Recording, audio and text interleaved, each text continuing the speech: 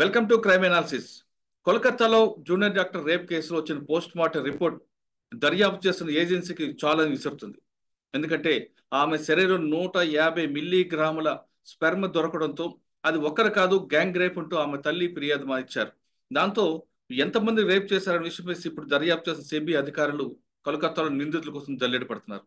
అసలు అత్యాచారం జరిగిన తర్వాత స్పెర్మ్ ఏ విధంగా కౌంట్ చేస్తారనే విషయంపై మనతో మాట్లాడడానికి ఉస్మానియా యూనివర్సిటీ ఫోరెన్సిక్స్ లో పనిచేసి రిటైర్ అయిన ప్రొఫెసర్ డాక్టర్ నారాయణ రెడ్డి గారు ప్రస్తుతం మనతున్నారు. ఆయన అడిగి ఈ కేసు గురించి అసలు యాక్చువల్ గా ప్రొసీజర్ ఏం చెప్తున్న విషయాన్ని ఆయన అడిగి తెలుసుకుందాం. సార్ నమస్తే అండి.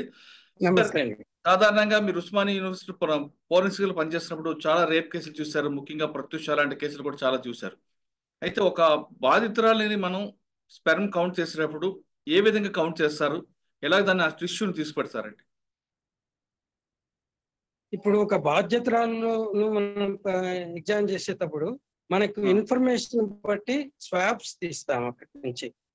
వాటిని స్టెరైల్ స్వాబ్ యూజ్ చేయాలి. ఎందుకంటే కల్చర్ సెన్సిటివిటీకి మైక్రోబయాలజీ డిపార్ట్మెంట్ లో యూజ్ చేసి మనకు ఏదన్నా వూండ్ ఇన్ఫెక్షన్ వచ్చినప్పుడు ఏ రకమైన బ్యాక్టీరియాతో ఇన్ఫెక్షన్ ఉంది, దానికి ఏ రకమైన యాంటీబయాటిక్స్ పనిచేస్తాయని దానికి తీసేదానికి కేవలం స్టెరైల్, ఈ స్టెరైల్ గాజు ఇవంతా కూడా మైక్రోబయాలజీ ల్యాబొరేటరీలో ఉంటాయి.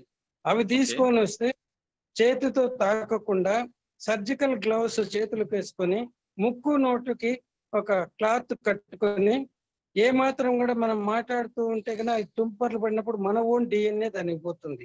అది స్వాబ్ తీసి ఫ్యాన్ ఎయిర్ కింద నీడలో ఆరబెట్టిన తర్వాత ప్యాక్ చేసి ల్యాబొరేటరీ పంపితే వాళ్ళు మనకు ఒక వారం లోపల డిఎన్ఏ ప్రొఫైలింగ్ ఇచ్చేస్తారు ఈ అర్జెంట్ కేసుల్లో.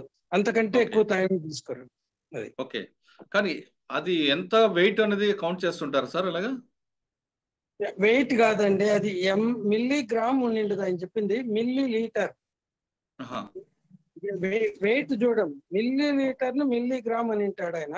అట్లే 150 మిల్లీ లీటర్లు అంటే మనకు ఒక టీ కప్ సాధారణమైన tea cup capacity 150 millilitre. మనము నీళ్లు తాగే గ్లాసు 200 నుంచి 250. సో అది ఆయన వెజైనల్ సెక్రీషన్స్ అవన్నీ కూడా అవి కూడా ఏవి కానీ కొలవరు, దేనికని తీసుకొని ఊరుతూ ఉంటుంది. అది ఎలా చెప్పాడో తెలియదు. ప్రత్యూష కేసులో ఎట్లయితే మునుస్వామి గారు తొందరపడి ఒకదానికి ఒకటి చెప్పి దాన్ని అంతా పక్కదావ పట్టించాడు, ఈయన కూడా అలానే చెప్తున్నట్టు నా అభిప్రాయం. ఎందుకంటే అట్లా ఎవరు కానీ 150 ml 150 వ్యక్తి కానీ ఒకసారి రతిక్రియలో పాల్గొంటే ఒక 2-3 రోజుల గ్యాప్ తర్వాత కేవలం అతని నుంచి వచ్చేది 3 నుంచి 5 ml మాత్రమే. అటువంటిది 150 ml రావాలంటే ఎంతమంది ఉండాలో ఊహించుకోండి. ఇది ఊహకు అందంది. తర్వాత నేను ఆయన ఇది కూడా చేశాను స్టేట్మెంట్. శరీరంలో అక్కడక్కడ గాయాలు తగిలాయండి. ఇద్దరు పెనుగులాడుతూ ఉన్నప్పుడు ఎక్కడైనా గాయాలు తగలచ్చు. ఆ గాయాలు ఎన్ని ఉండేది, ఒకడు కాజ్ చేశారా, 3-4 కాజ్ చేసిన అంత స్క్రాచెస్ ఉంటాయి. వాళ్ళను సైలెన్స్ చేయడానికి కొట్టింటారు. తర్వాత ఈ పెనుగులాడేటప్పుడు స్క్రాచెస్ ఉంటాయి, అతని మీద కూడా ఉంటాయి. ఈ పెనుగులాడేటప్పుడు ఇవన్నీ జరుగుతాయి. సో ఈ గాయాలను బట్టి ఒకడు చేశాడా 10 మంది చేశాడని చెప్పడం అనేది ఇంపాసిబుల్. సో అతని స్టేట్మెంట్ గురించి నాకు ఎందుకనో మన మునుస్వామి గారికి డూప్లికేట్ ఏమో ఈయన అని అనుకుంటున్నాను. అనవసరంగా మునుస్వామి గారు ఇచ్చిన ఒక స్టేట్మెంట్ వల్ల అది ఈ రోజుకు గ్యాంగ్ రేప్ అని మర్డర్ అయిపోయింది. ఇది కూడా అట్లే ఏటుగా ఉంది. రెండవది, డాక్టర్లు ఎప్పుడు కానీ వాళ్ళు ఇటువంటి స్టేట్మెంట్ ఇవ్వకూడదు. వాళ్ళు పూర్తి ఇన్వెస్టిగేషన్ వరకు ఆగాల. దాంట్లో ఏమన్నా ఆనవాళ్ళు ఉంటే ఇంజరీస్ ఉన్నాయా లేదా, ఇంకా సెమన్ ఉందా లేదంటే మేము కలెక్ట్ చేసి స్వాబ్ పంపిణీ. ఎందుకంటే కత్తితో చూసేది సెమన్ లేక వెజైనల్ సెక్రేషన్ అని చెప్పటం ఇంపాసిబుల్. వెజైనల్ సెక్రేషన్స్ కూడా వస్తాయి సెక్స్ అయిపోయిన తర్వాత. చెప్పండి సార్. ఇందాక మీరు చెప్తున్నట్లుగా ప్రతిలో పాల్గొన్నప్పుడు మగవాడి ఎంత క్వాంటిటీ వస్తుందండి? 3 నుంచి 5 ml. అది ఒక 2-3 రోజులన్నా మినిమం గ్యాప్ ఉంటేనే 3 నుంచి 5 ml. మరి ఆయన 150 మిల్లీగ్రాములు అంటున్నారండి. ఆయన మిల్లీగ్రాములని తూకం వేరు, ఆయన 150 ml ఉంటది. 150 ml అంటే మనం ఒక టీ కప్, సాధారణమైన టీ కప్ సైజ్ అది.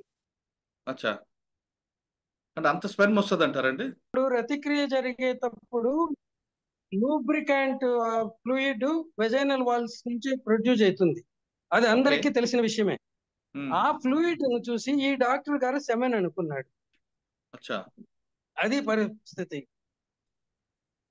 సాధారణంగా ఎంత వరకు రావచ్చండి ఇది? ఆ ఫ్లూయిడ్ చాలా కారుతుందండి వాళ్ళలో హుహు. నుంచి.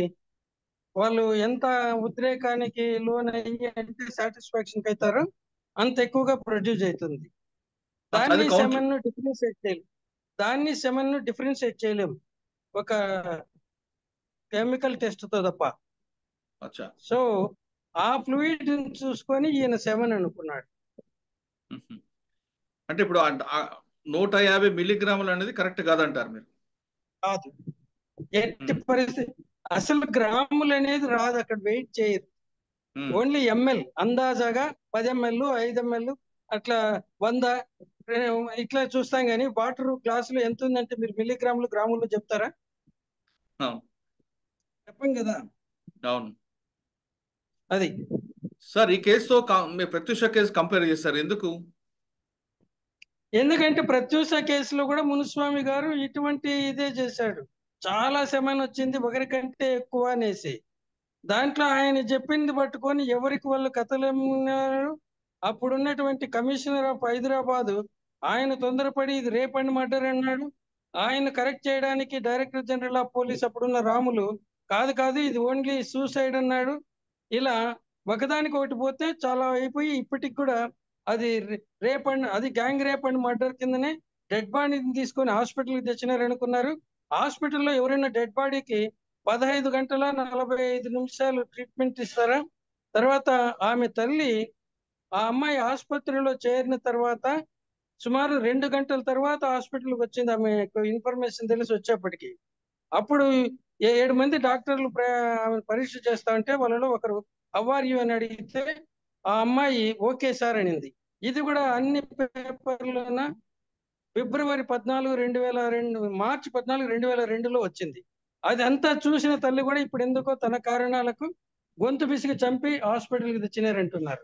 సో ఇలా మనం ఒకటి కానీ అసత్యాన్ని చెప్పితే అది తిరిగి తిరిగి తిరిగి తిరిగి పోయి మన దగ్గరికి వచ్చి మనం సృష్టించిన అబద్ధాన్ని నిజమని నమ్మే స్థితికి వస్తాం. ఇది చాలా ప్రమాదం. అందువల్లనే డాక్టర్లు కానీ ఇంకోరు కానీ దీంట్లో ఎటువంటి స్టేట్మెంట్స్ ఇవ్వకూడదు తొందరపడి. ఓన్లీ ఇన్వెస్టిగేటింగ్ ఆఫీసర్ ఆయన పైన ఉండే సుపీరియర్ ఆఫీసర్స్ కూడా నోరు మూసుకొని ఉండాలి. అదిగో మా వాడు ఇన్వెస్టిగేషన్ చేస్తున్నాడు, అది తెలిసిన తర్వాతనే మాట్లాడతాం, పూర్తి ఇన్వెస్టిగేషన్ అయ్యేంత వరకు మేము మాట్లాడమని చెప్పాలి. కానీ ఓకే. అందరికీ ఏంటంటే మీడియాలో బొమ్మలు చూసుకోవడంలో సరదా ఉంది. దాంతో ఒకదానికొకటి చెప్పి పూర్తి సమాచారం తెలుసుకోకుండా మీడియా కథనాలతో మొత్తం కేసునే తప్పుదారి పట్టిస్తున్నాం. ఓకే. సార్, ఇప్పుడు కోల్కతాలో జరిగిన కేసులో ఆమె తల్లి చెప్తున్నట్టుగా గ్యాంగ్ రేప్ జరుగుంటే అక్కడ ఎంత స్పెర్మ్ ఉండాలండి? మనం అది చెప్పలేమండి. హ్మ్. It is impossible. అంటే చెప్తున్నాను కదా, ఒక్కడి దగ్గర నుంచి 3 మిల్లీ లీటర్ల నుంచి 5 మిల్లీ లీటర్ల వరకు వస్తుంది. మిల్లీ లీటర్ అంటే 1 క్యూబిక్ సెంటీమీటర్. అట్లా ఓకే. దాంట్లో ఎంత ఉండదని బట్టి అట్లా లెక్క చేసుకోవాలా. అందరిలోనే ఒకే రకంగా రాదు కదా. ఒకడు అవును. వారం తర్వాత చేసినాడు అనుకోండి, వాటిలో 5 ఎంఎల్ రావచ్చు. 3 రోజుల కిందట సెక్స్ లో పాల్గొన్న వాడికి 3 ఎంఎల్ రావచ్చు. లేకపోతే కొద్దిమందికి రోజు మాస్టర్బేషన్ చేసుకునే వాళ్ళు ఉంటారు, వాళ్ళకు హ్మ్. 1-2 ఎంఎల్ వస్తుంది. సో హ్మ్. ఇదంతా వాళ్ళ గ్యాప్ బట్టి ఉంటుంది. సో ఇది అచ్చా. చెప్పడం ఎంతమంది అనేది ఎవ్వరికి సాధ్యం కాదు. ఓకే. సార్, ఫైనల్ గా చెప్పండి ఈ అది కేసు కరెక్ట్ ఊహించి గా. చెప్పడం కూడా తప్పు. ఓకే. సార్, ఫైనల్ గా చెప్పండి. చెప్పండి ఈ కేసు దర్యాప్తు కరెక్ట్ గా జరగాలంటే ఏం చేయాలంటారు post mortem doctors? Post mortem doctor ఏమి ఉండదండి దీంట్లో రోలు. ఇంజురీస్ ఏముండాయో చెప్తాడు, దాంట్లో ఏం పరిస్థితులు ఉన్నాయో చెప్పాలా. రెండవది సెమెన్ వెజైనల్ సెక్రెషన్ డిఫరెన్షియేట్ చేయటం వీలు కాదు కంటితో చూసి. ఎందుకంటే ప్రతి వ్యక్తిలోన ఆమెలో సెక్స్ లో పాల్గొన్నప్పుడు కొద్దిసేపు అయిన తర్వాత అక్కడ అది లూజ్ కావడానికి లూబ్రికెంట్ ఫ్లూయిడ్ గా ఆమె లోపలి గోడల నుంచి ఈ వెజైనల్ ఫ్లూయిడ్ సెక్రెట్ అవుతుంది. దాని కలరు సెమెన్ కలరు ఒకటిగానే ఉంటుంది. దాన్ని ఎవరు ఓకే. డిఫరెన్షియేట్ చేయలేరు కంటితో చూసి. సో ఈ డాక్టర్ గారు ఏదైతే మాట్లాడాడో నా అభిప్రాయం ప్రకారము 100కు 100% అది వెజైనల్ సెక్రెషన్స్, సెమెన్ కాదు. ఓ. ఇవంతా కూడా ప్రాపర్ గా మైండ్ అప్లై చేయకుండా తొందరపడి మీడియా ఇన్ఫ్లుయెన్స్ కు గురయ్యి చెప్పే మాటలు. ఓకే. మొత్తమే చెప్తుంటే నారాయణ రెడ్డి గారు చెప్తున్నట్లుగా ఈ కేసులో డాక్టర్లు మాట్లాడకుండా ఇన్వెస్టిగేషన్ ఆఫీసర్ మాత్రం మాట్లాడితే ఈ కేసు దర్యాప్తు కరెక్ట్ గా జరుగుతుందని చెప్తున్నారు. లేదా ఎక్కడ ఏ మాత్రం తేడా వచ్చినా ఇది మరో ప్రత్యక్ష కేసుగా మారి ఇప్పటికీ ఎప్పటికీ మిస్టేక్ గా ఉండే అవకాశం ఉందంటూ నారాయణ రెడ్డి గారు చెప్తున్నారు. ఇది కోల్కతాలో జూనియర్ డాక్టర్ రేప్ కేసులో నారాయణ రెడ్డి గారి విశ్లేషణ. మరో అంశంలో మళ్ళీ కలుద్దాం. అంతవరకు నమస్తే. Thank you sir. Thank you very much అండి. Thank you.